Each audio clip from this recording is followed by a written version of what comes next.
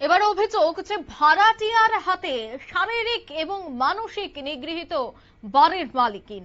জানা গেছে এফআইআর নিয়েও থানার ভূমিকায় উঠছে প্রশ্ন। এয়ারপোর্ট থানাকে ঘিরে স্থানীয়দের মধ্যে ক্ষোভ বাড়ছে। রাজধানী আগরতলার অনতি দূরে শালবাগান বাজার এলাকায় ভাড়াটিয়ার অসামাজিক কার্যকলাপের পাশাপাশি এয়ারপোর্ট থানার ভূমিকায় ব্যাপক চাঞ্চল্য তৈরি হয়েছে। সূত্রের খবর যে এই এলাকার বাসিন্দা আরতি দেবনাথের বাড়িতে কিছুদিন আগে মানিক সরকার নামে এক ব্যক্তি পরিবার সহ ভাড়াটিয়া হিসেবে ওঠেন। আর সেই সময় আধার কার্ড চাওয়া হলেও তিনি তা দেননি।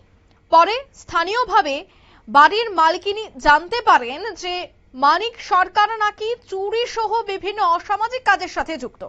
এরপর থেকে ভাড়াটিয়াকে বাড়ি খালি করে দেওয়ার জন্য বারবার অনুরোধ জানান বাড়ির মালকিন, কিন্তু কোনো কাজ হয়নি। উল্টো বাড়ির মালকিন আরতি দেবনাথকে ভাড়াটিয়া মানিক সরকার এবং তার পরিবারের সদস্যরা মানসিক এবং শারীরিকভাবে নিগ্রহ করছে বলে অভিযোগ। এমনকি ভাড়াটিয়া মানিক সরকারের বিরুদ্ধে মালকিন আরতি দাস তাকে ধাক্কা মেরে ফেলে দেওয়ার অভিযোগ তোলেন। বাড়ির মালকিন আরতি দাস এ বিষয়ে কি বলছেন শোনাবো। আমরা যারা আসলো ভাড়াটিয়া তারা মনে করেন মানিক সরকার নাম, তাদের ওয়াইফ আর তাদের বাচ্চা নিয়ে এসেছে। প্রথম নভেম্বর 18 2025 আইসে তারা। প্রথম যখন আইসে তখন আইসে পরে আমি যথারীতি যেমনি হয় আমি আধার কার্ড নিয়ে আসে তাইনের মানে ভদ্রলোক, বিকজ একজন আধার কার্ডই লাগে। তুমি আধার কার্ড নিয়ে আসে আমি টেনার ফর্ম যেটা আছে পুলিশ স্টেশনে আমি জমা করে দিয়ে গেছি। তো এরপরে এর মধ্যে কিছু হয়েছে, তারা আইসে গিয়ে দেখলাম আমি পুলিশ আমরা দেখতে নিয়ে গেছে। বাড়িতে গেছে পরে এরপরে দেখতেছি যে পুলিশ তারা করছে ডকুমেন্টস দেওয়ানোর লেগে। তো তারা এবার ডকুমেন্টস দিতে পারছে না, বাই করে দিতে পারছে না। তো কইছে যে যথারীতি যে আপনারা তাহলে পুলিশ স্টেশনে গিয়ে আপনি ডকুমেন্টস জমা করেন। এবার তারা না পুলিশ স্টেশনে আইতেছে না কোনো কিছু। এবার আমারও সন্দেহ হয়েছে যে পুলিশ স্টেশনে কে লেগে আয় না, যে এতবার কইছে তাও যেতেছেন। তারা অনেকবার আমি কইছি যে আপনি পুলিশ স্টেশনে যান, যেহেতু পুলিশ স্টেশন ভেরিফিকেশন নর্মালি হয়, আপনি গ্যাসের কে লেগে ইয়ে করতেছেন না। এর মধ্যে কি হয়েছে আবার এর মধ্যে আমার তার এই খবর ইয়ে হয়েছে আমার বাড়ির মধ্যে আবার তার লোক আসলো যে হ্যাঁ নাকি মোটর চুরি করছে দুর্গা চুমনের থেকে। তো তারা যখন মারামারি করতেছে তখন তাই আমার অনেক ভিডিও শেয়ার করছে যে হ্যাঁ চুরি করছে এবং ভিডিও দেখাইছে যে হ্যাঁ চুরি করতেছে। ইভেন হ্যাঁ মারছে ফটো ভিডিওটা আমার দিয়ে আপনার যা আছে যে এমন চুরি করছে। এরপরে যখন পুলিশ স্টেশন তখন দেখছি তখন তাই আমি জোর করেছিলাম ওয়াইফের আমি আধার কার্ডটা নিয়েছি। আধার কার্ডের মধ্যে দেখলাম যে ওয়াইফ অফ তাই আরেকজনের মানে তাইনের নাম মেন যে নাম আছে তাইনের নাম হয়েছে কি সেটা সমীর লস্কর হাজবেন্ডের নাম, কিন্তু তাই আবার যে থাকতেছে হচ্ছে মানিক সরকার। তো দুজন দুই নাম, এর মানে তাই স্ত্রী দেন না, আমি তাই আরেকজনের ওয়াইফ আর বাচ্চা নিয়ে থাকতেছে। এরা যখন আমি তারা ধরা পড়ছে তখন আমি তারা বলছি তোমরা কি লেগে এমন তোরা আমার তোমার এমন উঠতে লাগবে। এর মধ্যে তারা যেটা হচ্ছে প্রত্যেক দিন দুইটা একটা সময় তো আমার কাছে তারা উবের টিপ দেয়, অটো যেহেতু আছে উবের টিপ দেয়। কিন্তু আমার সন্দেহ হয়েছে সময় দেখছে শুনছি যে চুরি করতেছে তখন আমার সন্দেহ হয়েছে। এর মধ্যে তারা কি তারা পুরো পরিবার নিয়ে এসে 3-4 সময় ফোন করে, রাত্রবেলা ফোন করি ফোন ধরে না। এবার আমরা সজাগ থাকতে লাগে যে তারা গেট খুলে দিব। তো প্রত্যেক দিন আমরা এমন ধরে চলতেছে। যখন এমন হয়েছে মার্চ মাসে পুলিশও গেছে তখন আমি তাদের বসেছে বাড়ি ছেড়ে দেবো। বাড়ি ছেড়ে তো আমার মনে হবে হতো না। একা তো তোমরা ইলিগাল রিলেশনশিপ, তুমি আরেকজনে বউ নিয়ে থাকতেছো, বউ বাচ্চা নিয়ে এসে থাকতেছো।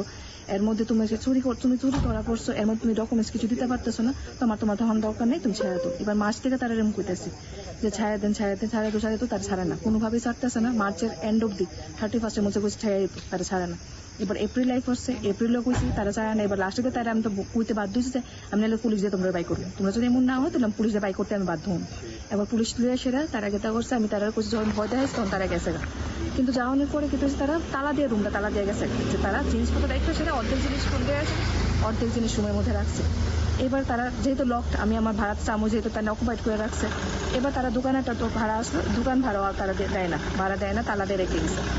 তারা গেছে তারা মে মাসের 2-3 তারিখ, এতদিন 10 দিন আছে তারা আয় না। আজকে আইসে মা বাড়িতে একলা, বাবা বাড়িতে নেই, বাবা হসপিটালে গেছে, আমি আমার কাজের কর্মসূত্রে আসলাম। এবার মারে আয়সারা মা কইতেছে যে তুমি যেহেতু টাকা দিছো না তুমি আমার ঘর খালি করতে পারতাম। মা গেছিল তুমি তালা দিয়ে টাকাটা দিয়ে এখন তুমি টাকা নিবো ঘরটা করবা। মা ধাক্কা দিয়ে ফেলাইছে, ধাক্কা দিয়ে ফেলে আমি আপনার কাছে রিপোর্ট দিতে চাইতে পারুন। আমি হসপিটালে গিয়েছি, মার মাথা ব্যথা হাতে ব্যথা এই পুরো আমি ডাক্তার দেখাতে লাগছে আমার। গ্যাসের এরপরে করে সেরা দুপুরবেলা আমি আসলাম মার ডাক্তার দেখানোর আগে যে আমি গ্যাসের অ্যাপ্লিকেশন নিয়ে আসলাম স্যারের কাছে, বড়বাবুকে সব কিছু করলাম এমন জিনিসটা হয়েছে। তো এরপরে বড়বাবু তখন করছে ঠিক আছে দেখবো, কিন্তু তারা এখান থেকে আমার না কোনো রিসিপ্ট কপি দিচ্ছে না কোনো কিছু তারা দিতেছে না। এবার আমি বাধ্য হয়েছি, আমার যেহেতু রিসিপ্ট কপি দিচ্ছে না আমি তো অ্যাপ্লিকেশন রেখে লাভ নেই। আমি বলছি আমি অ্যাপ্লিকেশনে প্রপারলি লিখাই না যে দিয়ে যাও। এরপর আমি গেলাম মারিতে না ডাক্তার দেখাইছি সেটা এই যে রাস্তার মধ্যে দরবারটা এই যে তোমার আসন তালা দিয়ে ফালাই দিতে গেছে তোর মার হাত পাকা পড়তেছে এই কাপড়টাতে মা আমার ফোন করছে আমার ওখানে দৌড়ে আইতে লাগছে আয়েস আসছে পরে যখন তারা দেখতেছে এমন এমন ঘটনা করতেছে এত মানে যা পারতেছে মুখে মানে যা আইতেছে মুখে তাই কইতেছে অশ্লীল ভাবে গালাগালাজ মারাতে ফালাই। আপনারা শুনলেন ওনার বক্তব্য। অর্থাৎ এই ঘটনায় তিনি আতঙ্কিত হয়ে এয়ারপোর্ট থানায় অভিযোগ দায়ের করেন। কিন্তু এখানেই উঠছে বড় প্রশ্ন, অভিযোগ রয়েছে যে এয়ারপোর্ট থানায় ওই মহিলা এফআইআর জমা দিলেও পুলিশ নাকি রিসিভ কপি দিতে অস্বীকার করছেন। আর এই ঘটনাকে কেন্দ্র করে পুলিশের ভূমিকা নিয়ে ক্ষোভ। প্রশ্ন উঠছে আরো যে এয়ারপোর্ট থানার পুলিশ এফআইআর এর রিসিভ কপি দিতে ভয় পাচ্ছে কেন? অভিযুক্তের বিরুদ্ধে ব্যবস্থা নিতে এত গড়িমসি কেন? একজন মহিলা অভিযোগকারিনীর নিরাপত্তা নিশ্চিত করতে পুলিশ ব্যর্থ হচ্ছে কেন? ঘটনাকে কেন্দ্র করে এলাকায় চাপা উত্তেজনা ছড়িয়েছে। এয়ারপোর্ট থানার পুলিশের ভূমিকায় স্থানীয় সাধারণের মধ্যে এখন ব্যাপক ক্ষোভ তৈরি হয়েছে। নিয়ে নিচ্ছি ছোট্ট একটি বিজ্ঞাপন বিরতির সঙ্গে থাকুন।